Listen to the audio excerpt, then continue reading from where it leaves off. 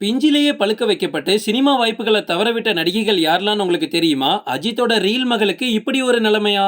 லிஸ்ட்ல நம்ம ஃபர்ஸ்ட் பார்க்க போறது அனிகா. நடிகர் அஜித் குமாரோட எண்ணெய் எறிந்தால் படத்துல அவரோட மகளா அனிகா நடிச்சிருப்பாங்க. அந்த ஒரு படத்திலேயே மொத்த ரசிகர்களோட மனசுலயும் இடம் பிடிச்சிட்டாங்க. இனி இது தமிழ்நாட்டு பிள்ளைன்னு சொல்ற அளவுக்கு அனிகா மேல எல்லாருமே பாசம் வச்சிருந்தாங்க.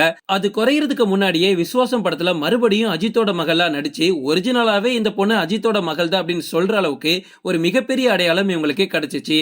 பட் அதோட இவங்க கதை க்ளோஸ் அப்படின்னு சொல்லலாம். இவங்க இன்ஸ்டாகிராம்ல போடக்கூடிய போட்டோஸ் எல்லாமே அப்படியே முகம் சுளிக்கிற அளவுக்கு மாறிடுச்சு. தன்னைத்தானே ஒரு மிகப்பெரிய ஹீரோயினா காமிக்கிறதுக்கு தேவையில்லாத சீன்ஸ்ல நடிக்கிறது, முகம் சுளிக்கிற மாதிரி வைக்கிறது. ரீசெண்டா அனிகா ஒரு லிப்லாக் சீன்ல நடிச்சிருந்தாங்க. அதுல மொத்த ரசிகர்களோட வெறுப்பையும் சம்பாதிச்சாச்சு.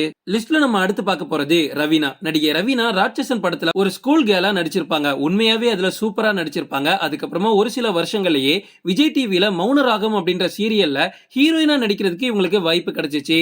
அந்த வாய்ப்பை சரியா பயன்படுத்திக்கிட்டு நல்லா நடிச்சாங்க. பட் சீரியல் முடிஞ்ச நிலையில எந்த ஒரு வாய்ப்பும் கிடைக்காம சோசியல் மீடியால இவங்க போடக்கூடிய போட்டோஸ் எல்லாமே ரொம்ப முகம் சுளிக்கிற மாதிரி இருக்கு.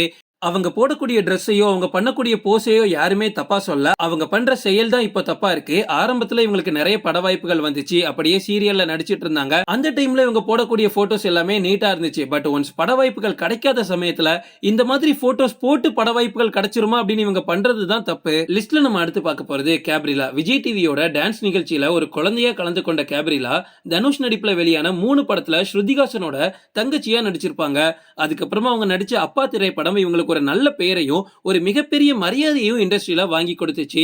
அதுக்கப்புறமா சரியா பட வாய்ப்புகள் வராததுனால ஈரமான ரோஜா அப்படின்ற சீரியல்ல ஹீரோயினா நடிச்சிட்டு இருந்தாங்க. அந்த சீரியல்ல இவங்க உண்மையாவே நல்லா தான் நடிச்சாங்க. பட் அதுக்கப்புறமா இவங்க போடக்கூடிய போட்டோஸ் எல்லாமே கொஞ்சம் மாறிடுச்சு. கேப்ரிலாவோ எல்லாருமே குழந்தையா பார்த்துட்டு இருந்தாங்க. அதுக்கப்புறமா ஒரு கவர்ச்சி குயினா மாறிட்டாங்க. லிஸ்ட்ல நம்ம அடுத்து பார்க்க போறது ஸ்ரேயா சர்மா. தமிழ்ல சூர்யா மற்றும் ஜோதிகா நடிப்புல வெளியான சூப்பர் ஹிட் படமான சில்லுன்னு ஒரு காதல் படம் பார்த்திருக்கீங்களா? அதுல அவங்க 2 பேருக்கும் மகளா நடிச்சவங்க தான் இந்த நடிகை ஸ்ரேயா சர்மா. இவங்க அதுக்கப்புறமா பெருசா தமிழ்ல காணவே இல்ல. எந்த ஒரு படமும் பெருசா பண்ணல. பட் இருந்தாலும் எல்லாருக்குமே பிடிச்ச ஒரு குழந்தை நட்சத்திரம் அப்படின்னா ஸ்ரேயா சர்மா தான் இன்னைக்கு வர. அவங்க பாக்குறதுக்கே அவ்வளவு அழகா ஒரு கியூட்டா இருப்பாங்க. பட் அந்த பேர் அப்படியே மாறி எந்த ஒரு பட வாய்ப்பும் கிடைக்காததுனால இந்த மாதிரி போட்டோஸ் போட்டா கண்டிப்பா நம்மள படத்துக்கு கூப்பிடுவாங்கன்னு நம்பி இப்ப நிறைய கவர்ச்சியான போட்டோஸ போட்டுட்டு இருக்காங்க. லிஸ்ட்ல நம்ம அடுத்து பார்க்க போறது சாரா அர்ஜுன். சாரா பாப்பாவை பிடிக்காத ஆளே கிடையாது. சாரா அப்படின்னு சொன்னாலே எல்லாருமே குழந்தையாவே பார்த்து பழகிட்டோம். நடிகர் சியான் விக்ரம் நடிப்புல வெளிவந்த தெய்வ திருமகள் படத்துல அவரோட மகளா நடிச்சவங்க தான் இந்த சாரா அர்ஜுன். அவ்வளவு குழந்தையா இருப்பாங்க. அப்ப அவங்களுக்கு ஒரு 3 இல்ல 4 வயசு தான் இருக்கும். ஆனா அப்படியே சாரா அர்ஜுனா நீங்க பொன்னியின் செல்வன்ல பாருங்க, நந்தினி கேரக்டர் சின்ன ரோல் பண்ணிருப்பாங்க. அப்படியே டோட்டலா ஆளே மாறிட்டாங்க. லிஸ்ட்ல நம்ம அடுத்து பார்க்க போறது எஸ்தர். உலகநாயகன் கமலஹாசன் நடிப்புல வெளியான பாபநாசம் படம் பார்த்திருக்கீங்களா? அதுல அவருக்கு 2 மகள்கள் உண்டு. அதுல 2வது மகளா நடிச்சவங்க தான் இந்த எஸ்தர். மூத்த மகளா நடிச்ச நிவேதா தாமஸ் கூட அந்த டைம்ல ஒரு குழந்தை நட்சத்திரம் தான். இதுல எஸ்தருக்கு அடுத்தடுத்த படங்கள் எதுவுமே கிடைக்காததுனால அவங்களோட ஃபுல் டைம் வேலையா சோஷியல் மீடியால போட்டோஸ் போடுறதா மாறிடுச்சு.